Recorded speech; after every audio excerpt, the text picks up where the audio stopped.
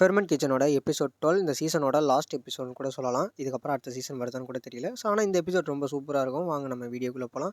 நம்ம சேனலுக்கு நீங்கள் இப்போ தான் புதுசாக வந்திருக்கீங்க அப்படின்னா சப்ஸ்கிரைப் பண்ணிடுங்க. இந்த வீடியோ பிடிச்சிருந்துச்சு அப்படின்னா லைக் பண்ணிடுங்க. இப்போ எல்லாருக்குமே டெசர்ட்டை வந்து பரிமாறியாச்சு. அங்கேருந்து இப்போ வந்து ஹிரோசி வந்து காகோ அப்படின்னு சொல்லிட்டு ரொம்ப எக்ஸைட்மெண்ட்டாக பக்கத்தில் வரான். ஸோ அவள் முசாசி பார்த்துட்டு ஐயோ ஏதோ பிரச்சனை நடக்க போகுதுங்கிற மாதிரி அவள் பார்த்துக்கிட்டு இருக்கா. இவன் வந்து ஒரு மாதிரி வியர்டாக ஒரு போஸை கொடுத்துட்டு எப்படி இருக்க காகுன்னு கேட்டுட்டு இருக்கான். எல்லாரும் பார்த்துட்டு ஏன் இப்படி பண்ணுறான் பையன், இவனுக்கு ஏற்கனவே தெரியும் போல அந்த செஃபை அப்படிங்கிற மாதிரி எல்லாம் யோசிச்சுக்கிட்டு இருக்காங்க. ஸோ இவன் உடனே அங்கே எந்த ஒரு பிளேட் எடுத்து இவன்ட்ட கையில் கொடுத்து சாப்பிடு அப்படின்னு சொன்னான். ஓ கண்டிப்பாக சாப்பிட்றேனே அப்படின்னு சொல்லிட்டு யோசிக்கிறான். எல்லாருமே உட்காந்துட்டு எப்படி சாப்பிட்றது அப்படின்னு சொல்லி கேட்டுட்டு இருக்காங்க.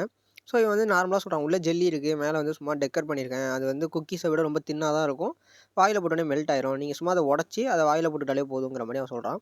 எல்லாரும் உடனே ஓ அப்படி தானே, சும்மா நார்மல் டிஷ்ஷு தான் போல், நானும் ஏதாவது டிஃப்ரெண்ட்டாக சாப்பிடணும் போல், ஏன்னா அது வந்து மாதிரி ரவுண்டாக இருக்கும், உள்ள நடுவில் வந்து டெசர்ட் இருக்கும், அதை சுற்றி பார்த்தீங்கன்னா ஒரு குக்கீஸ் மாதிரி ஒரு எலமெண்ட் இருக்கிறனால ஸோ எல்லாம் கன்ஃபியூஸாக இருப்பாங்க எங்கேயும் ஸ்டார்ட் பண்ணுறது அப்படின்னு.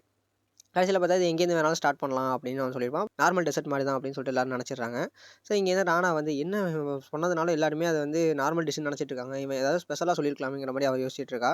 அப்போ இங்கே உள்ள இருக்கவங்க எல்லாரும் யோசிச்சுட்டு இருக்காங்க, ஐயோ இப்போ என்ன பண்ணுறது இல்லை, இது வரைக்கும் நம்ம பண்ண டிஷ் எல்லாமே சூப்பராக இருந்துச்சு, கடைசி டிஷ் இது தான், ஸோ இதை வந்து சொதப்பினோம் அப்படின்னா இது வரைக்கும் பண்ண எதுக்குமே இது இல்லாமல் போயிடும், பயன் இல்லாமல் போயிடும், ஸோ எல்லாமே ஒன்றை நம்பி தான் இருக்கும், ஏன்னா இதுக்கு முன்னாடி ஏதாவது ஒரு டிஷ் வந்து சொதப்பினா கூட அது அடுத்த டிஷ்ஷில் வந்து சரி பண்ணிடலாம், ஆனால் அது லாஸ்ட் டிஷ்ஷு, இதுக்கு செகண்ட் சான்ஸே கிடையாது, எல்லோரும் ஒன்றை நம்பி தான் இருக்கோங்கிற மாதிரி யோசிச்சுக்கிட்டு இருக்காங்க. ஸோ இது வந்து எல்லோரும் இப்போ உட்காந்து அவன் சொன்ன மாதிரி உடச்சி அந்த ஜெல்லியோட சேர்த்து அந்த உள்ளே இருக்கிற அந்த கிரீமோ டெசர்ட்டோ ஸோ அதோட சேர்த்து அந்த குக்கீஸ் வச்சு சாப்பிட்றாங்க. சாப்பிட்டுட்டு இவன் ஹீரோசி சொல்கிறான் ஸ்மூத்தாக இருக்குது அப்படிங்கிற மாதிரி, இன்னொருத்தவங்க வந்து நல்லா கிறிஸ்பியாக இருக்குது ஸ்வீட்டாக இருக்குங்கிற மாதிரி சொல்லிட்டு இருக்காங்க. அப்போ ஒருத்தவங்க சொல்கிறாங்க நான் நினச்ச மாதிரி தான் இருக்குது, டேஸ்ட்டாக நான் என்ன நினச்சேனோ அது மாதிரி தான் இருக்குது அப்படின்னோடனே அங்கே ராணாக்கு ஷாக்கு. எப்படி அவங்க இமேஜின் பண்ண மாதிரியே இருக்குது அப்படின்னா, என்ன காக்கு வந்து எந்த லெவலில் வந்து அவன் எல்லா பண்ணாலுமே டிஷ் வந்து எக்ஸ்ட்ரானரியாக இருக்கும், நினச்சி பார்த்ததை விட எக்ஸ்ட்ராவான ஒரு இதாக இருக்கும், பட் ஆனால் இவங்க நினச்சி பார்க்குற அளவுக்கு தான் இருக்குன்னா அவன் என்ன அவ்வளோ இதாக பண்ணியிருக்கானா, பூராக பண்ணியிருக்கானாங்கிற மாதிரி அவன் யோசிக்கிறா. ஹீரோசி ஒரு மாதிரி ஷெக்காய், அவனுக்கு வந்து புதுசாக ஒரு டேஸ்ட் வருது, டேஸ்ட்டு மாறுது, அந்த ஒரு டேஸ்ட்லேருந்து இன்னொரு டேஸ்ட் மாறுது. அப்போ வந்து அவனுக்கு ஒரு கதவு வந்து ஓப்பன் ஆகிற மாதிரி தோணுது. அது எப்படின்னா ஒரு மாதிரி 2 ஃப்ளேவர் சேர்ந்த ஒரு டீப் ஃப்ளேவராக அவனுக்கு தோணுது. இது வந்து ஒரு மாதிரி டிஃப்ரெண்ட்டாக இருக்கே, அவன் வந்து எக்ஸைட்மெண்ட் ஆகிறான், இது எப்படி பண்ண சூப்பராக இருக்கே, ஒரு ஃப்ளேவர்லேருந்து இன்னொரு ஃப்ளேவர் வந்து என்னோட டேஸ்ட் மாறுது, ஸோ இது ரொம்ப நல்லா இருக்குது அப்படிங்கிற மாதிரி அவன் சொல்லிகிட்டு இருக்கான். எல்லாருக்கும் அந்த மாதிரி வரவும் எல்லோரும் சூப்பராக இருக்கே அப்படின்னு சொல்லிட்டு பேசிகிட்டே இருக்காங்க. ஸோ இவன் உடனே சொல்கிறான், நீங்கள் ஒரு வாயை வச்சதுக்கப்புறமே கண்டுபிடிக்க முடியாது, நீங்கள் வந்து அடுத்தது வந்து டேஸ்ட் பண்ணி பாருங்கள் அப்படின்னு சொல்கிறான். இவங்க அடுத்த ஸ்பூன் எடுத்து வைக்கிறாங்க. அப்போ அவங்களுக்கு வேற ஒரு ஃப்ளேவர் வருது, என்ன அப்படின்னா ரோஸ் அண்ட் லாவெண்டர் அப்படின்னு சொல்லிட்டு ஒரு புது ஃப்ளேவர் வருது.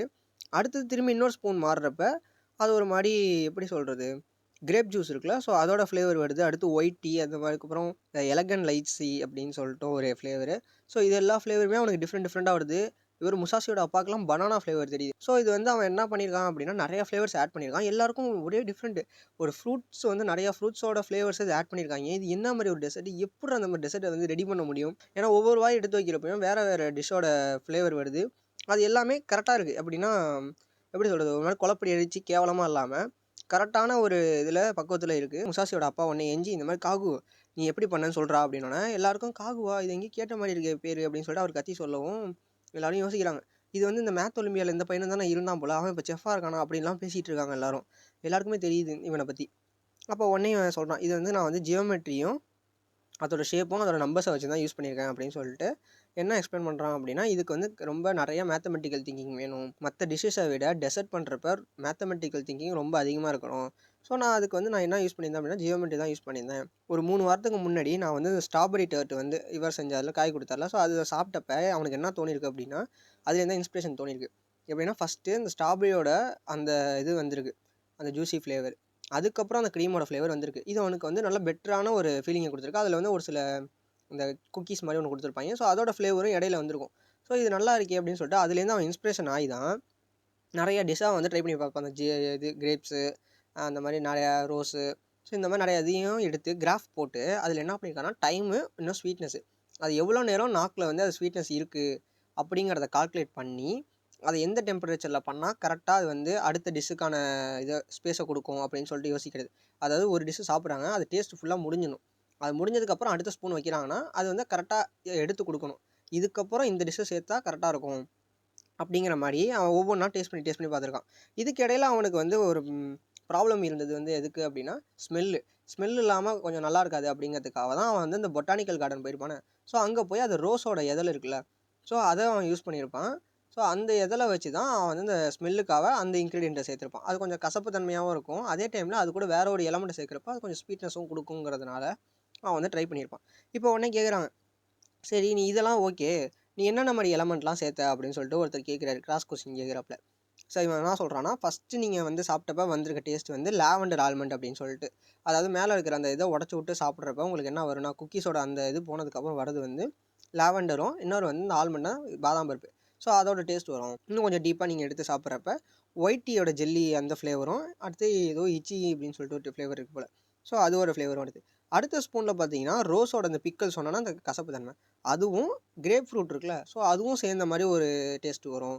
லாஸ்ட் இதில் பார்த்தீங்க அப்படின்னா பனானாவும் லெமன் இருக்கும்ல அதோட தோல், ஸோ அந்த இது பண்ணி போட்டால் அப்படி இருக்கும், அந்த மாதிரி ஒரு ஃப்ளேவரும் வரும். இதில் வந்து சால்ட்டு கூட யூஸ் பண்ணியிருந்திருப்பான் அந்த டிஷ்ஷில்.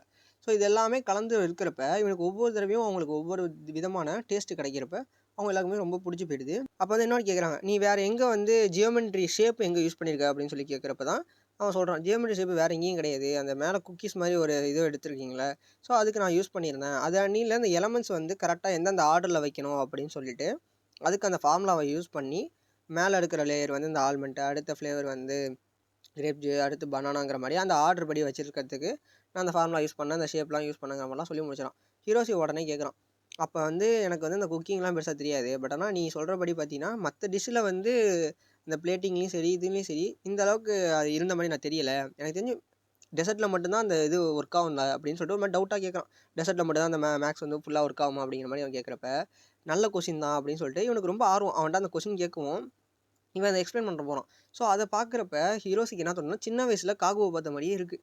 உடனே அவனும் சின்ன வயசு அந்த ஹீரோஸி மாதிரியே மாறி அவன் சொல்கிற எக்ஸ்ப்ளனேஷனை கேட்குறான். இவன் வந்து ஒரு தியரி சொல்கிறான் அந்த மாதிரி.